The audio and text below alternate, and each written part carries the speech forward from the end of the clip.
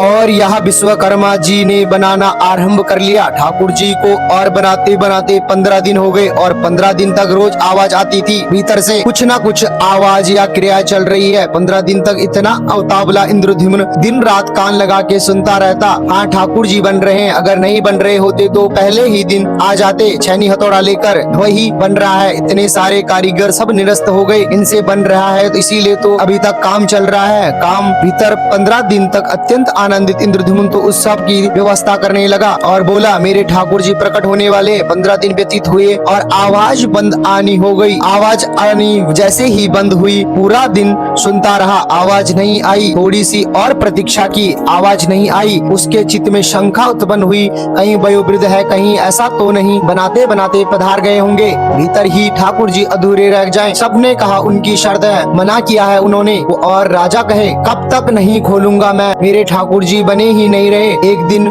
पूरा प्रतीक्षा मैंने, और अरे भाई ठाकुर जी कहीं अधूरे रह गए, कहीं वो पधार गए वो भीतर, फिर क्या होगा? अरे कोई और कारीगर उनके कार्य कर लेगा। किसी की न मानकर गुंडीचा और इंद्रद्युम्न ने जैसे ही द्वार खोला, द्वार खोल के देखा तो छैनी हथौड़ा नीचे रखे हैं। वो जो कारीगर थे जैसे ही देखा तभी क्या पाया, 3 विग्रह ही 3 रूपों में विराजमान है। जहाँ पर बिल्कुल दाहिनी और श्री श्वेत वर्ण के श्री बालभद्र महाराज दोनों भुजाओं के मध्य खड़े हैं, और मध्य में सुभद्रा जी और वाम भाग में साक्षात नीलमाता भगवान जगन्नाथ जी के रूप में विराजमान है। बोलो श्री जगन्नाथ भगवान की जय। प्रथम दर्शन करते ही इंद्रद्युम्न रोने लगा, आय नाथ कैसा स्वरूप बनाया है, भुजा भी नहीं है, पेट भी पूरा नहीं बनाया है, अधूरा छोड़ दिया, और नेत्र भी नहीं। मैं पहले ही मना कर रहा था कि वह उसको मत बुलाओ, वह वृद्ध है। अरे यह बीच में स्वरूप, इनके तो हाथ ही नहीं है, पैर ही नहीं है, यह कैसा स्वरूप है बना दिया है। तुरंत मूर्छा आई इंद्रद्युम्न को, और मूर्छा आते ही ठाकुर जी ने द्वारिका की लीला उनको दिखा दी। बोले, यह स्वरूप सामान्य नहीं है इंद्रद्युम्न, यह मेरा प्रेम विगल स्वरूप है। पूरे विश्व में मेरे अनेक अनेक रूप हैं, ऐसा स्वरूप पूरे भारत में, ब्रह्मांड में, पूरे त्रिलोक में यदि कहीं होगा, केवल और केवल तुम्हारे पास ही नीलाचल पर्वत पर होगा।